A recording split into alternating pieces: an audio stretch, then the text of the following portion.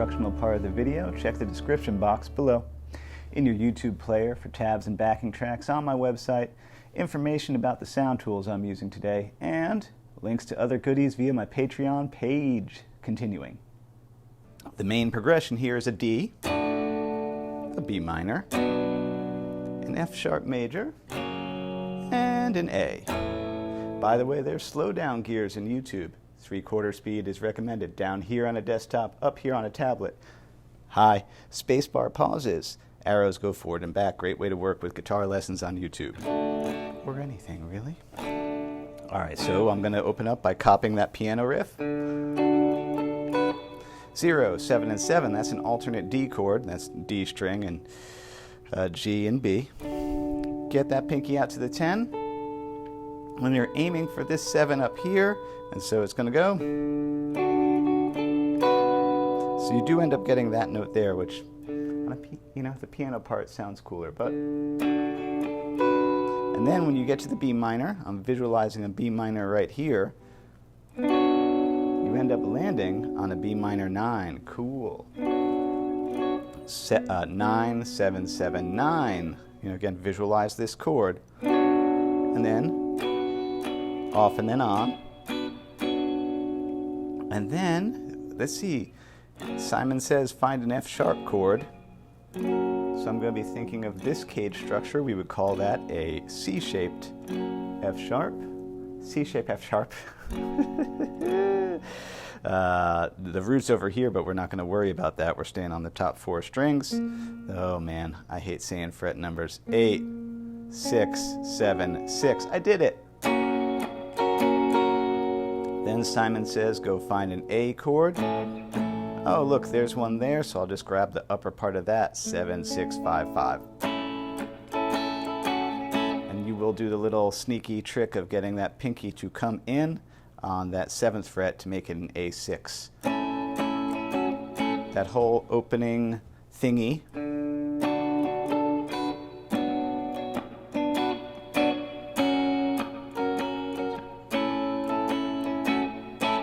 And then the verse is, oh yeah, it's over the same chords, and then I cop the melody. So I'm visualizing this D chord down here. This is a D-shaped D. This is the C-shaped D in the cage system. I'm a fan. 5, 4, 4, 2, 4. Get that 4, that F sharp on the D string. The chord's a B minor at that point, so I go. So it starts on the D chord. And I just, with my index, I 2, 2, 2 to kind of help fill that chord out. Then there's an F sharp chord. So still just visualizing simple chord shapes. I don't do weird, crazy jazz guy inversions. I do, and I would get into fights with my professors about this. But yeah, I like triads. Like, that sounds good enough. I don't see the need to be like, do some convoluted thing. I'm like, the melody's there, the groove is there, that's all I need. All right, thumbs grabbing that low 2. 4, 3, 2, still just seeing that. Get that open E up top though. And then slide that entire shape forward because A chord. And then just a little unison on that E tone there, that 5th fret of the B, open on there. Come around to, again, same progression underneath, slightly different melody. I think I've used this chord in like every video for the past 2 months now. The Andy Summers chord. What key is that in? Yeah. Okay, so where are we? We're on a D. So you're going to do 0, 6, sliding back to 4. And then a little 4, 2, 4. And it's got to be with your pinky. Hold him so that you can then get this power chord for the B, the 2 and 4 there. To fill that out. And then here we come back to that F sharp. This time, slightly different, you know, thumb it and then still see that F sharp thing there, F sharp shape, but then a little pinky work. And then slight different fill on this. Still out of that A shape, 5, 7, and it repeats the intro. Then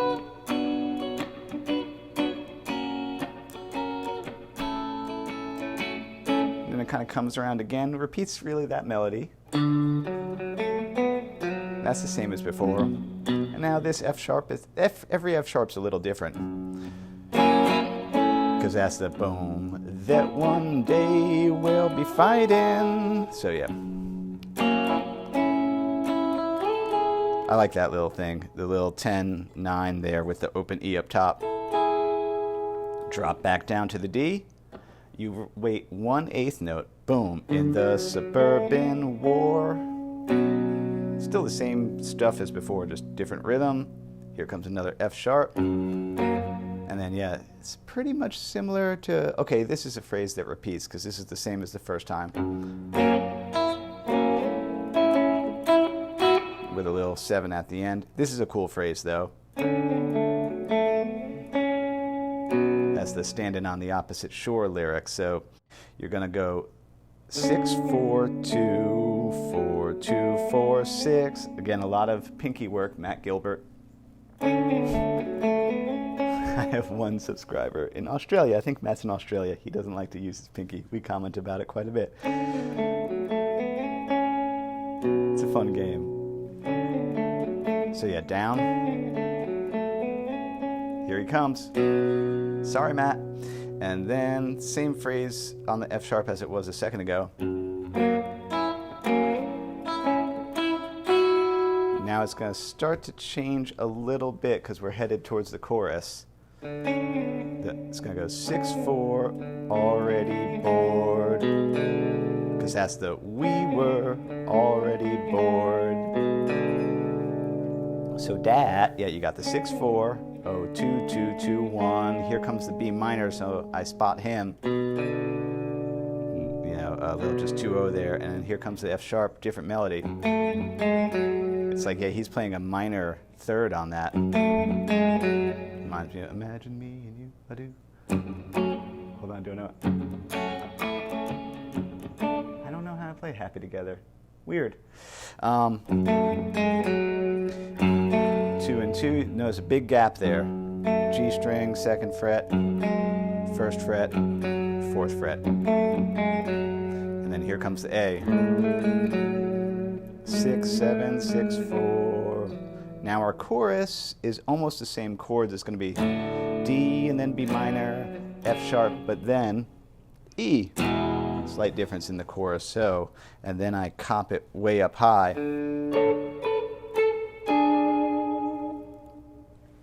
Good songwriters, like these guys, know how to hang melodies on weird and interesting tones. Like this, on that B minor. Again, it's all intuitive for them, but that, you know, that's why stuff is cool. Like people who can construct melodies that hang on interesting notes, and that's hard to do because it's real easy to make it ugly. That's why this chorus is the shit. 14 and 14 on my G and B. Change the upper 14 there to a 12. Big stretch to just a unison. And then here comes the B minor, so I spot him out. The melody is 7 and 9. 6, 9, 7. Yeah. Here comes our F sharp. There's an F sharp here, but there's also one here, so I'm copping him. 4 on the D, 7 on the B, 5, 7. And notice I'm doing muting stuff. That alone is a week of practice if you want to get the Nile Rodgers, Steve Cropper, John Frusciante, Johnny Marr, you know, expert right left hand muting stuff. Here's the E chord. but he's hanging with this six, which is well, it's the sixth of the chord, a C sharp. Big stretch. Sorry, Matt. So you hit that E, slide back, 6, 4, and when you get to this 2, chime those upper ones so you get 2, 2, 0. Kind of a cool. Don't worry about it. It's just cool. That whole thing again.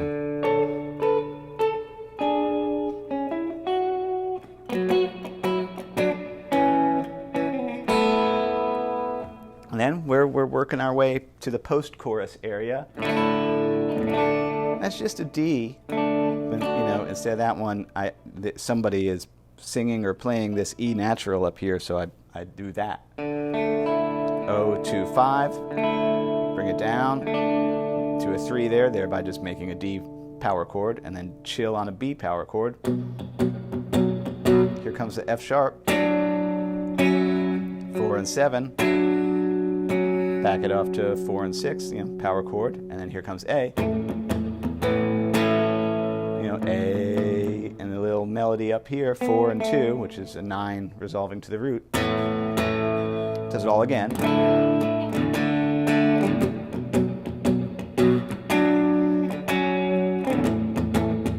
And I end it with a really pretty major 9 chord. O, 2, 2, 0.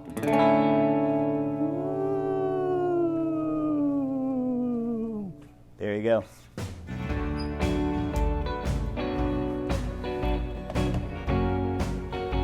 Why do I do the things I do? A lot of the times you see me do arrangements of songs, in this case it's because I really just like the song a lot. It hits me hard.